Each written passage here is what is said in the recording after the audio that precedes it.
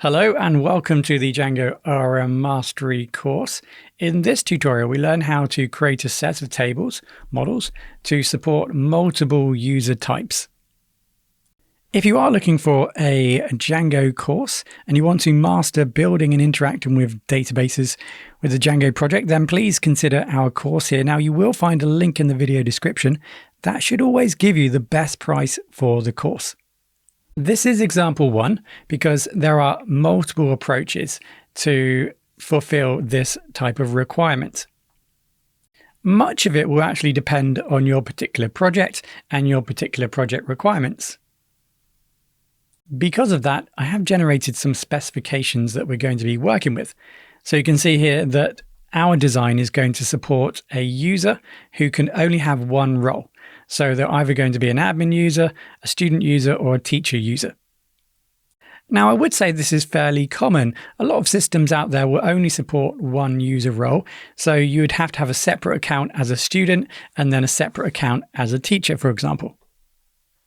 Ultimately, this approach does make it a whole lot easier to manage your application and design and build your application. The second specification here, and we'll talk about this a bit later, the user cannot change their role. So once they have been defined as a student, they cannot then go ahead and change their role to a teacher. So once they have a student account, that's their student account. They would need to sign up as a teacher to have a separate teacher account and a teacher role. Needless to say, you can change student and teacher to kind of fit your scenario. So third of all, with a star, students and teachers require separate profile data.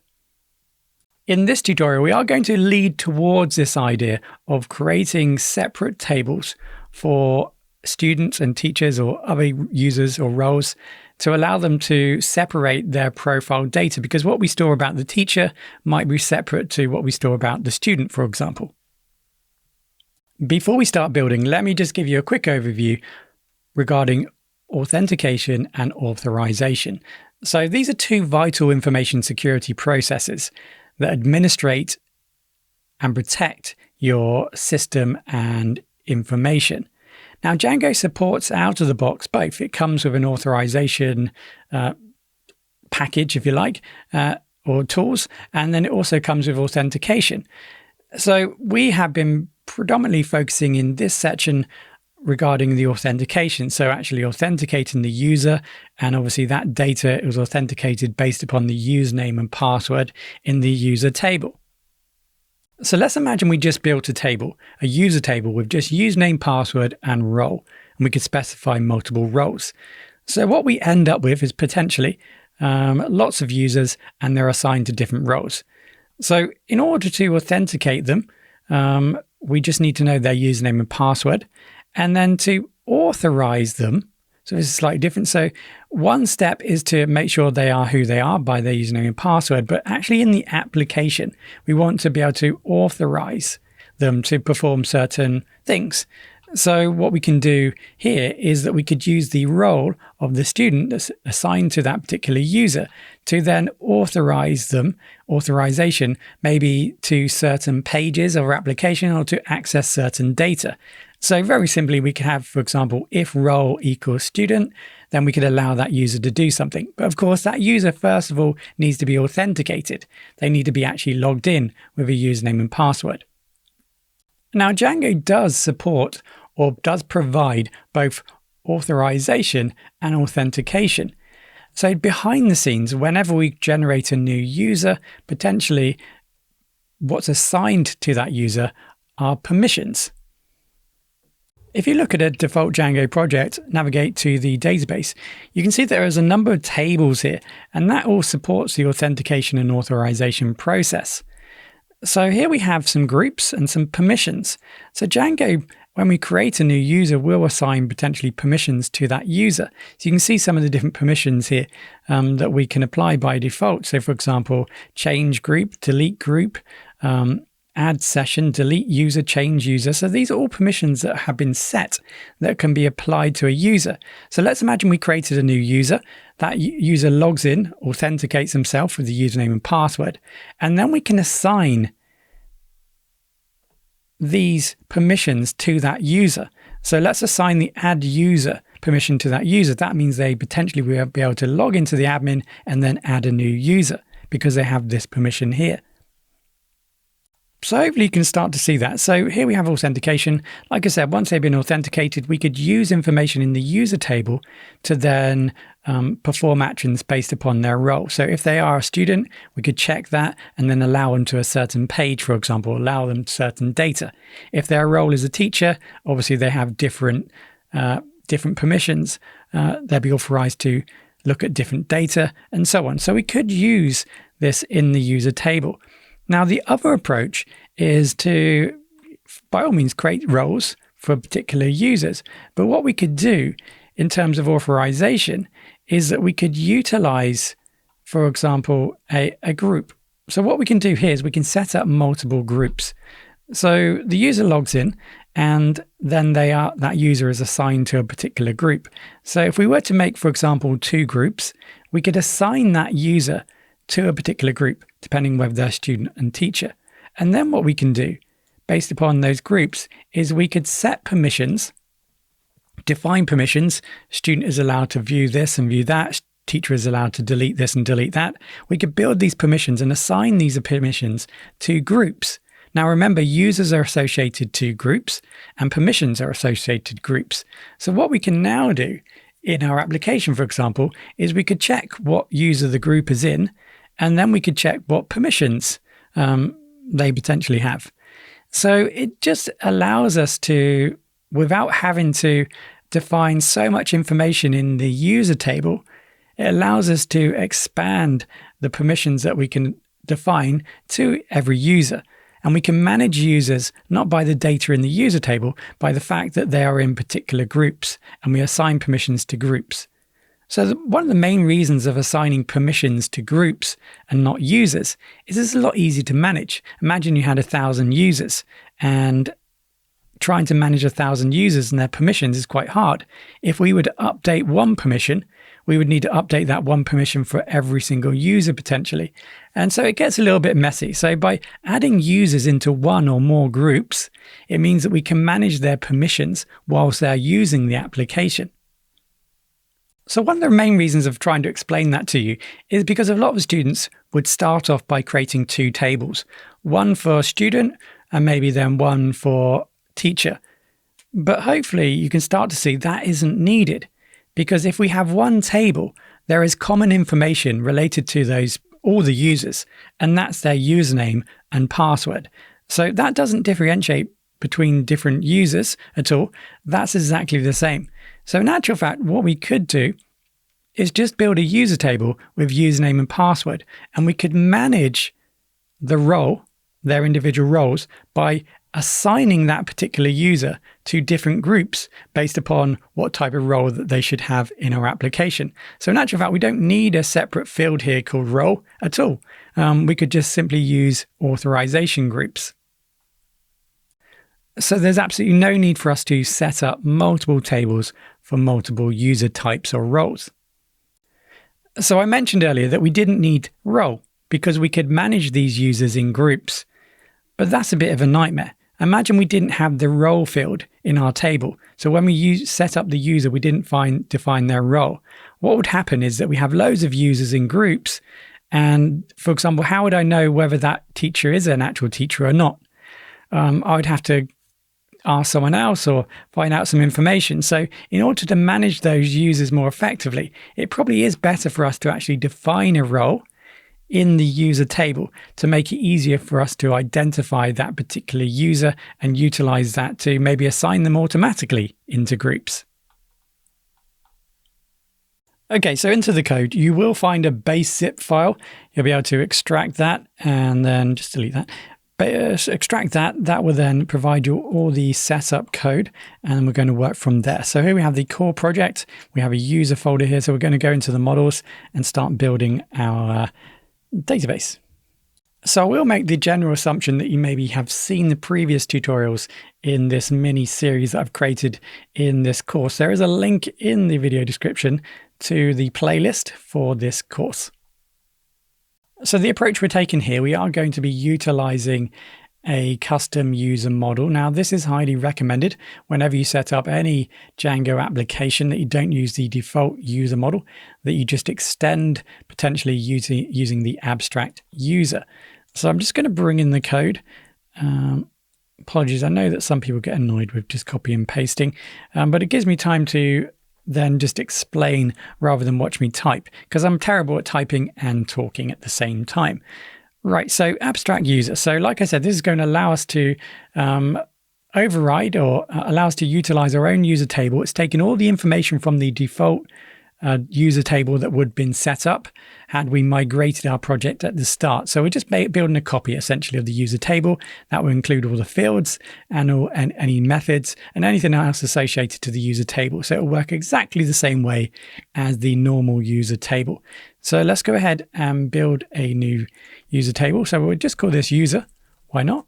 Because there aren't any other tables called user, because we're going to be utilizing this user table. So let's bring in abstract user. So we're just going to inherit and now kind of override maybe some of these settings from the default user table. Okay, so let's set up some roles.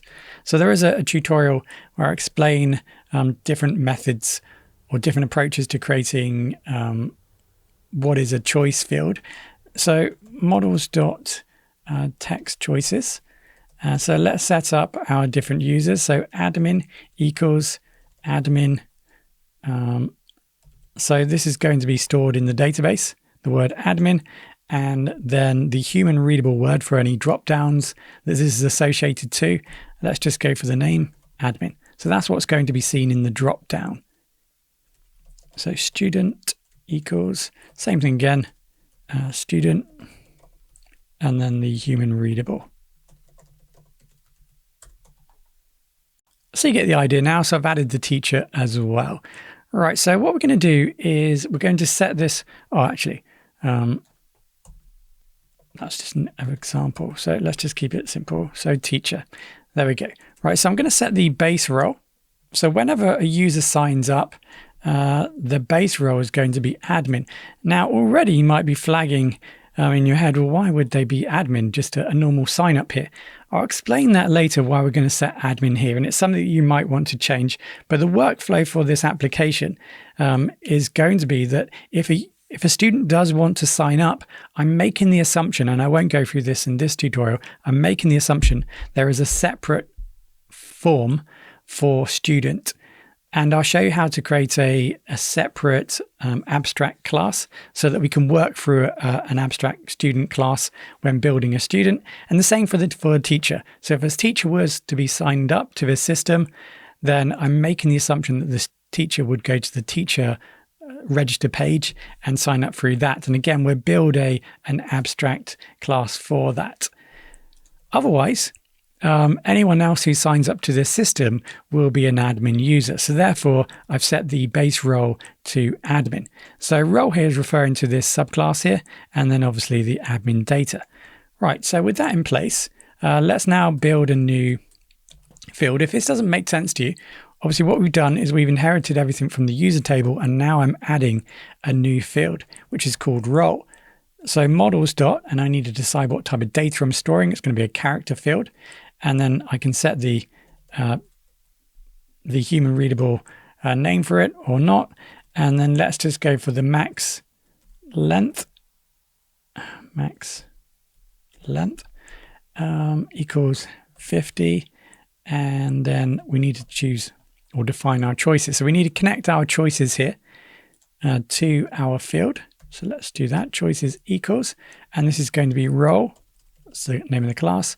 Role and dot, and then we just need to then add the word choices. There we go. If we were to look in the admin now at this, we would see that the user, if we were to add a user, we would see that the user would have a role associated to them. Now, it's important to remember here potentially that if we are going to build a new user, we want to assign him to a role. I think, or at least I'm making that constraint in my mind for my system. And this is why I haven't set this to null, for example, because I do want it to make this a mandatory field when the user signs up. Now, because of that, potentially, I'm now considering that maybe I need to create a separate workflow for my registration.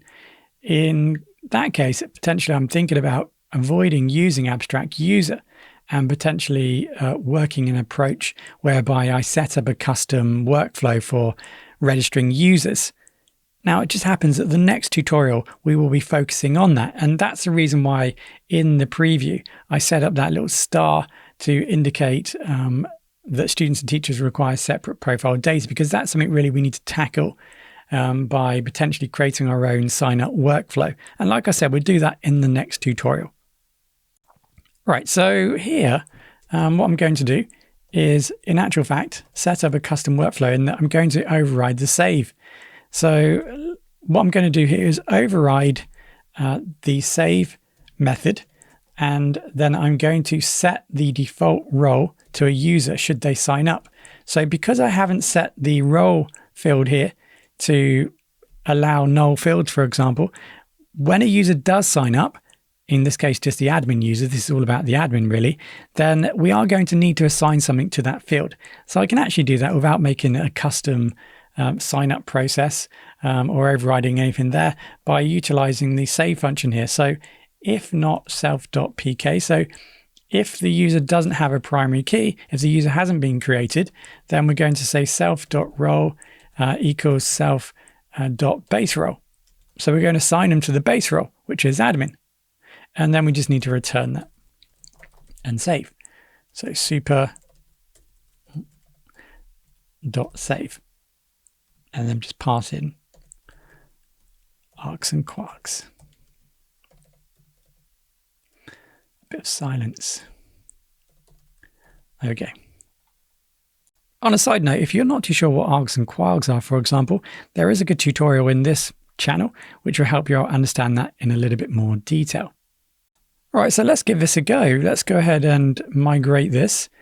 Make migration. Oh, actually, we can't do that yet, can we? So let's go into the setting. We have created our own user table, so we need to tell Django that we're utilizing that. Settings. I think I've already done it. Yeah, so in the settings here at the bottom, auth user model user. That's the app or the label, and then the user table. So I've added that into Django. So I'm going to tell Django that I'm using this table. So make migrations. And then go ahead and migrate. Let's see what we've got. So here I've got the SQLite app extension installed. So I can then go ahead and have a look at my tables. And you can see here I've created a new table, user. So inside of here is all the user tables you'd expect to see, except for we now have role defined. So what we should now be able to do is add a new user. Now remember, the default setting, if we add a new user, will be for the admin user. So let's go ahead and py-3 create super user. So if we create a new super user, we should be able to. Nope. Password is too similar to uname, blah. Oh, yes. Okay, so it says here that args is not defined. Looks like I've got an error there. So there's a bit of a typo there, apologies. So let's just do that again. Create super user. And there we go. So if I look in my actual table at the data, we can see that we have created a new user. And further along here a little bit, we should have the role, which is admin. So if you're wondering why we set the base role to admin, we'll see as we go along. I realize it's probably not the best choice, but let's just go through this process and we'll come back to that. Right, so next up then, imagine we wanted to register a student user. So we could better handle that by creating a new class, a proxy class here. This means that this class or this table won't get generated, but we could work through this table when working with student data. So for example, here we could set up a new manager and apply that manager to this class so that whenever we utilize this proxy model here to run queries, for example, we're always working on the student data. So you can see what I've done here. We've inherited user and then we've override the base role. So if we were working with this model, you can see that the default role would be student. So we set the class to proxy true. And then, of course, what we could do is we could add other functions here. Let's just create a welcome. So this function would be purely for a student with the role of student, for example. I think I said that right. So this function would be for a student with the role of student, only for students, just as a bad example. Right, so with that in place, what we can now do, let's go into let's migrate this. So we make migrations, and we'll go ahead and migrate. Okay, so now we can go ahead and Python 3 manage.py. Let's go into the shell. So what we're going to do now is just run a query to actually create a new student user. So we'll see how this can be utilized. Right, so from user .models, let's import student. So the point here is that if we were going to create a new form for students to sign up to the system, that form will be connected to this student class, this proxy, this meta class here. And by doing that, the base role will be changed to student, and anything else defined in here would be also applied when we do sign up. So let's go ahead and now say student .objects create. So we're going to create a new user. Create user, apologies. So let's go for, we need the default username equals, just go for S1, and then the other mandatory, of course, is the password. So password equals password. And yeah, that's pretty much all we need to do here. So let's go ahead and add a new student. You can see it has been added. Let's go into the user table and see if their base role has changed. Show table. Where are we? It's not that one. And there we go. So we have a new user. That's the username S1. And we can see that their role is now student. So let's go ahead and build a manager. Now I'm just going to bring this code in. You'll see this in the final code example, which you can download from this video description. So here I've created a student manager. You can see here what we're doing is we're just filtering out the users with the role student. So inside the user table, go into their role and their student. So their role must equal student here in order to return any data. So we attach this manager to our student model here. So student equals student manager. So whenever I query the student, do you want to do that? Whenever I query the student table, so I would need to query like student.student. Let's go for .all. No attribute student. Because okay. Let me just exit this. Let's go back in. So exit, come back out again. Let's bring in student. Let's go ahead and query for all the students. And you can see it returns one student. So if I were to, for example, wanted to work with any student data, then I'd obviously utilize this manager, and that would filter out all the users in the table. So if I were to, for example, change this, I was just thinking on my feet then what I need to do. If I say objects.all, you can see it returns everyone from the user table. And I obviously only want to work with student data. So this manager basically will filter out all the users to return only users, and we could then filter further based upon all the students. So obviously we have students and teachers. So I could just copy and paste this and change the name, right? So if I wanted to work with the staff, then I could change this to, or teacher, the teacher manager, and I can change this class then to teacher user. So I've just copied and pasted, and now I'm just changing this. So their role would be teacher. So I just need to update that. And then we call this teacher. And this would be the teacher manager, only for teachers. I think we've done that. So let's go ahead and try and add a new teacher. We can do that through the teacher proxy class here. Hopefully you get the idea by now. So I'll quickly run through this, migrate, and then let's quickly go into the shell. It's not the shell. Okay. Python Django shell. So go ahead and from user models, let's import teacher now. And then we go ahead and add a teacher. So again, it's going to be the same process. So I'm just going to copy and paste this in. So teacher, create username, and then password. Let's give that a go and see that a teacher has now been created. So let's go into the user and have a look. You can see that we have the new user. It's a teacher user, and we can check that by looking at the end. We now have teacher. So far then, we've created our roles, admin, student, or teacher.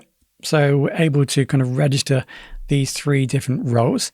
We've then gone ahead and made the assumption that the user cannot change their role. So once they've set up their account, that's their role. If they need to set up if they are a teacher and they want to become a student, and vice versa, then they need to create a separate account for student or teacher. So that's how we set up this so far. So let's now think about students and teacher, which requires a separate profile, which requires separate profile data. Now here, remember, this is all about the fact that if you are a teacher, you're going to be a teacher. You're never going to be anything else unless you sign up separately for a student and so on. So this will work okay for that type of approach. So let's build a profile table for both the student and teachers. So we saw this in a previous example where we created a one-to-one table to users. And we could take that approach now and do exactly the same thing. So let's go ahead and do exactly that. So I'm just going to bring in the code. So here, let's just exit this very quickly. If you haven't started to utilize formatting tools, let's pip install black. So that's going to format our code, trying to follow the pip.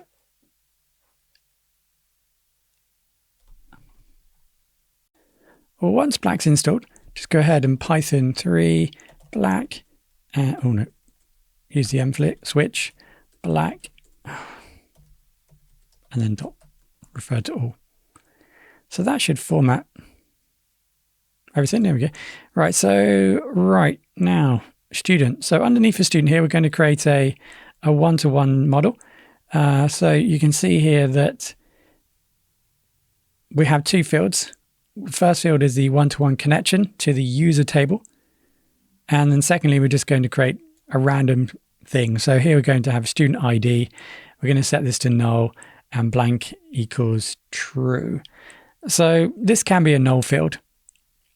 Obviously, you might want to change that and so on just for the purpose of this and whatever we're saving. It's just really as a demonstration. You might want to add other profile data. Right, so now we've attached that to the user table. What we're going to need to do is that when we create a new user, a new student, we are also going to need to populate this table. So we have seen this in the previous tutorial. We did this by utilizing the Django's signals.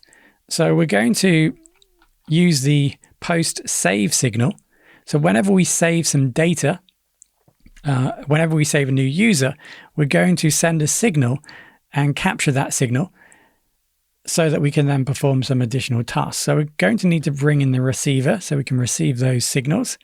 Let's go back down here. So underneath the student, what we're going to do here, I'm just going to bring in some code. So this is going to, and like I said, this is what we did in the previous tutorial. We create a receiver. So what's important here is that the sender is student. If we are going to be working through student with any student queries that we run. So we are going to say the sender here is student. So whenever we save a new student, this is going to be captured by our receiver here. And then we're going to perform some additional actions. So the additional action that we're going to perform here is that if the user has been created, we're going to set their role to student. Now, sorry, if, for example, the user has been created correctly, We're going to check to see if their role is student, just an additional check. And then what we're going to do here is we're going to grab our one-to-one table, student profile, and then we're going to create a new entry with the data that we've used to create that new user. So we create an instance, a connection from this table. We create a new row, which is associated to that new user that we've just created. So that's how we're going to populate our one-to-one field. So it is critical that we're following this now, because if you remember, I said users cannot change their role, because that's where it gets a little bit more involved. Because if the user is allowed to change their role or have multiple roles, then potentially anytime they change their role, we need to do something with this data. So if we do add a new student and then automatically add a new profile table for that student, if the student were to change their role, what are we going to do with that data? Because a lot of me is telling me, well, actually, we probably need to store that data for some time. Maybe there's in your country, you've got data protection rules and so on. So there's lots of different standards and so on, which will potentially require us to do that. So what are we going to do with our data? And of course, we would need to then set up a trigger potentially to then create a new teacher profile for that user too. So there's some questions there that we need answering depending on how you want to set up your application. But here we're making the assumption that once you're a student and that's it. If you don't want to be a student anymore, then we simply just delete everything. And that's how it's going to work. Now, because we are using a one-to-one table, go back into the code, you can see we're using Cascade. So if we do delete the user, then what should happen is that their student profile data should also be deleted. Okay. So I think that's pretty much all we need to do there. Hopefully that makes sense. So yeah, let's give it a go, I guess. So Python 3 manage.py. Let's go into the shell. Same process again. Let's bring in the student table. Now I say that. Let's exit that because we haven't migrated yet. A step too far. Right. So Python 3 manage.py. Make migrations. Let's go ahead and migrate. You can see that the data will work absolutely fine with the previous two students we created. They simply won't have profiles. And that is another potential issue here. The fact that if, for example, we do save a user, if the user does get saved and there's an error with storing this data, then we've got problems. And that's where potentially the next approach in the next tutorial allows us to customize this process, because potentially here we want to make sure, we want to make maybe an atomic transaction so that whenever we store student or create a new student user, we also want to update their profile. We want to do that together. So if one of those were to fail, either creating a new user or profile, then everything fails. So we can't necessarily do it here very easily at this point. So that kind of feeds into the next tutorial. Right, so yeah, we've just migrated. So let's go into the shell. Let's bring up the student model again, and let's add now a new student. So I'll just copy and paste this in. Let's grab a new student. So student objects.create user, some basic information. So the user has been created. So let's go ahead and look at our tables. So we'll make the assumption that has been created. So let's have a look at the profile. We should have a student profile table. Let's show the table. And you can see there we've created our new entry. Now, of course, we can do exactly the same thing with the teacher, of course. So we can go ahead and create a teacher profile table. So let's do that under here. So this is our teacher profile table. And of course, then we can set up a separate receiver for that. Again, it's just a copy and paste. I've changed the sender to teacher, and then all the other details here to teacher to update the teacher profile. So that's all in place, and that's going to work in the exact same way. So I won't go through the process of migrating that, etc. You can just have a look yourself and give that a go, but that's going to be exactly the same. So the code for this is in the download in the video description. Go ahead and download the code, take a look, have a go. Don't forget the specifications that we're using in this tutorial. Well, I do hope that's given you something to think about there. I was thinking about taking down the path of creating new groups, based upon the user when they sign up. And I think I'll do that in the next or a following tutorial. That seems like a good approach to take. And like I said, we are going to be building on this idea and making it a little bit more complex and complete. So we will eventually add that into the mix. Thank you very much for listening. If you have got this far, right to the end, there won't be many students who would have gone all this way. So I do appreciate your support, and I do hope this was useful. It's always good to get your feedback, because until I get your feedback, I just continue doing what I'm doing. Although I tend to not like many of the tutorials that I create, I tend to talk a little bit too much potentially and so on, at least in my opinion. It's always good to get your opinion, to know exactly how you feel, even if it's negative. Or you feel as though it's negative. I'm not going to be taking any offense to it. I simply just need to know in real terms whether things are very useful or not. Thank you very much for listening.